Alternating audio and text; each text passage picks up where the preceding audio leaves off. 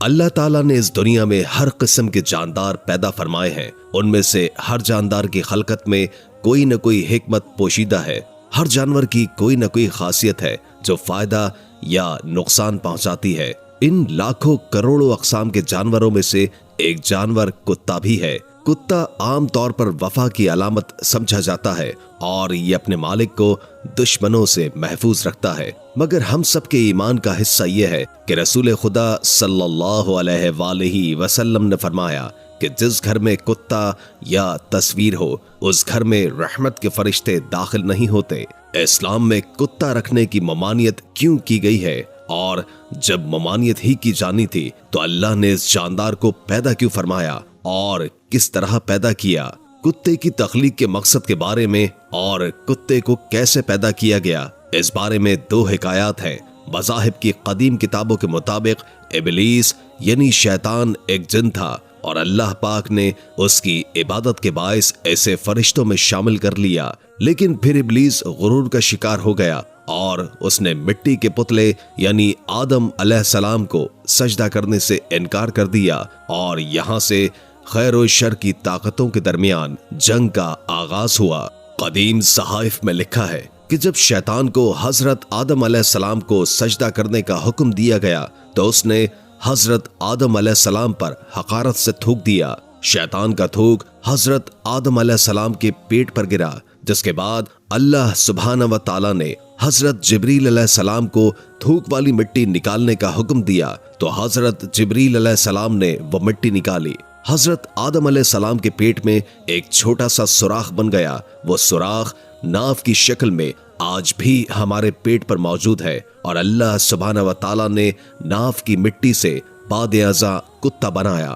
دوسری حکایت کے بارے میں درج ہے کہ قدیم صحائف کی روشنی میں کتے میں دو خصلتیں ہوتی ہیں، اور یہ دو خصلتیں اس لیے ہیں کہ یہ انسان سے محبت کرتا ہے کیونکہ یہ انسان کی مٹی سے بنا تھا، اور یہ انسان پر بھونکتا ہے کیونکہ اس میں شیطان کا تھوک شامل ہے۔ آپ کو یہ جان کر حیرت ہوگی کہ کتا دنیا کی واحد مخلوق ہے جو شیطان کو بھی دیکھ سکتا ہے۔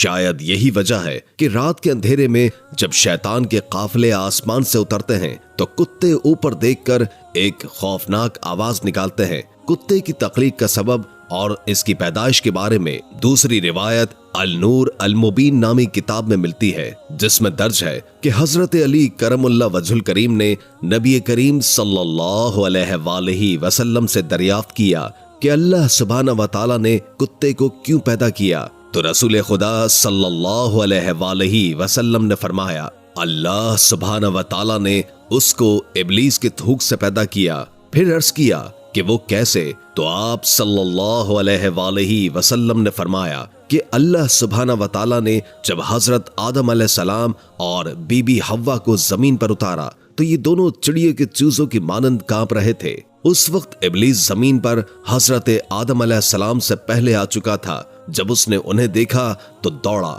اور زمین کے درندوں کے پاس پہنچا اور کہا آسمان سے دو پرندے گرے ہیں، ان میں سے بڑا پرندہ کبھی کسی نے نہیں دیکھا، چلو انہیں کھا لو۔ یہ سن کر وہ درندے ابلیس کے ساتھ دوڑے۔ ابلیس راستے میں ان کو للکار رہا تھا اور چلا رہا تھا کہ اب تھوڑی دور کی مسافت ہے۔ جلدی جلدی بولنے سے اس کے منہ سے تھوک نکل کر گر رہا تھا، تو اللہ سبحانہ و تعالی نے اس تھوک سے نر اور مادہ کتے پیدا کر لیے۔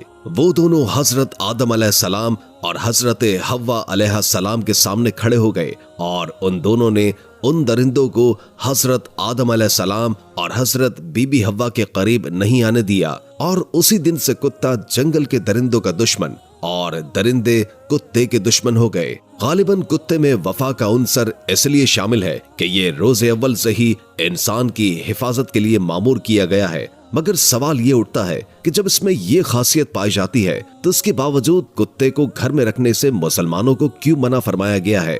آج یورپ کی تقلید میں ہمارے ہاں بھی امیر گھرانوں میں کتے کے ساتھ کھیلنا اور شوقیہ طور پر گھروں میں کتے پالنا ایک فیشن اور سٹیٹس سمبل سمجھا جاتا ہے۔ اسلام میں کتا رکھنا بالکل ہی منع نہیں کیا گیا، بلکہ اس کی ایک محدود اجازت کچھ شرائط کے ساتھ کی گئی ہے۔ چنانچہ کتے جو کسی ضرورت سے پالے جائیں، مثلا شکاری کتے یا کھیت اور مویشی وغیرہ کی حفاظت کرنے والے کتے، تو وہ اس حکم سے باہر ہیں۔ कुत्तों के बारे में इस्लामी अहकामात बड़े वाज़े और साफ हैं, लेकिन कुछ जदीद साइंसी मालूमात के जरिए भी आपको आगाह करने की कोशिश कर रहा हूँ, क्योंकि ये वो दौर है जिसमें जहनों में सवालात जन्म लेते हैं। अल्लामा यूसुफ अल कर्ज़ावी ने साइंसी मालूमात को अपनी किताब इस्लाम में हलाल और हराम के जरिए एक जर्मन स्कॉलर नॉलर से कलमबंद किया है, जिसमें नॉलर लिखता है कि गुज़श्ता चंद बरसों में लोगों के अंदर कुत्ता पालने का शौक काफी बढ़ गया है। लोग सिर्फ कुत्ता पालते ही नहीं, बल्कि घरों में उन्हें इस तरह छोड़ दिया जाता है कि वो छोटों और बड़ों का हाथ चाट ले, इनकी प्लेटों में रखा खाना खा जाए। इस तरह बहुत से लोगों को अपनी नादानी की भारी कीमत चुकानी पड़ती है। इसकी वजह यह है कि कुत्तों के जिस्म पर ऐसे जरासीम पाए जाते हैं कि जो दायमी और लाइलाज मर्ज का सबब बनते हैं, बल्कि कितने ही लोग इस मर्ज में मुब्तला होकर अपनी जान से हाथ धो चुके हैं। ये जरासीम इतने बारीक होते हैं कि दिखाई देना भी मुश्किल होता है। ये जरासीम इंसान के जिस्म में दाखिल होते हैं और वहाँ मुख्तलिफ अशकाल में जाहिर होना शुरू हो जाते हैं। ये अक्सर फेफड़ों, गुर्दे और सर के अंदरूनी हिस्से में दाखिल होते हैं। उनकी शक्ल वक्त के साथ बदल जाती है, यहाँ तक कि खुसूसी माहिरीन के लिए भी इनकी शक्ल की शनाख्त करना मुश्किल हो जाता है।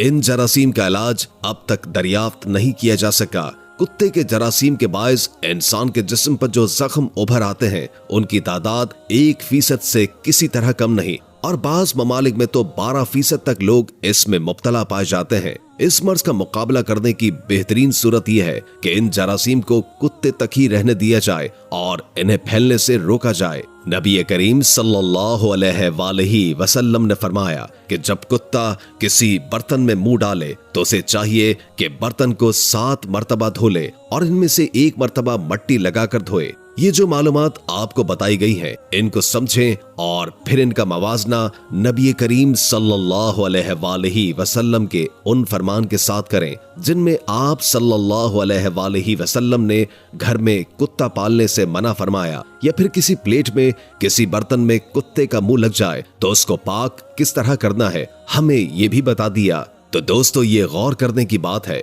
कि क्या उस जमाने में कोई जदीद लेबॉर्ट्री मौजूद थी कि जहां से हासिल होने वाली मालूमात की बिना पर नबी करीम सल्लल्लाहु अलैहि वसल्लम ने सहाबा कराम को इन बातों की तलकीन फरमाई। यकीनन ऐसी बात नहीं थी, बल्कि अल्लाह सुब्हाना व तआला ने आप सल्लल्लाहु अलैहि वसल्लम को इसका इल्म अता फरमाया था। लेकिन दोस्तों, नबी करीम सल्लल्लाहु अलैहि वसल्लम के फरमान के मुताबिक कुत्तों को महदूद रखा जाए ताकि हम सब आने वाली बड़ी मुसीबत से बच सकें। अल्लाह हम सबको हिदायत अता फरमाए और दीन इस्लाम पर और अल्लाह सुब्हाना व तआला और रसूल करीम सल्लल्लाहु अलैहि वसल्लम की अताअत पर अमल पैरा होने की तौफीक अता फरमाए। आमीन या रब्बुल आलमीन। उम्मीद है कि आज की ये वीडियो आपको काफी मालूमाती लगी होगी और इससे बहुत कुछ जानने को मिला होगा। अगर वीडियो अच्छी लगे तो लाइक करके हमारे चैनल को सब्सक्राइब कर दें और कमेंट बॉक्स में कमेंट करके अपनी आरा से भी आगाह कीजिए और बेल आइकॉन को क्लिक कर दें ताकि हमारी नई आने वाली वीडियोस का आपको पता चलता रहे। अगर जिंदगी रही तो एक और वीडियो के साथ इंशाअल्लाह हाजिर होंगे। अभी हमें इजाजत दीजिए। अल्लाह हाफिज।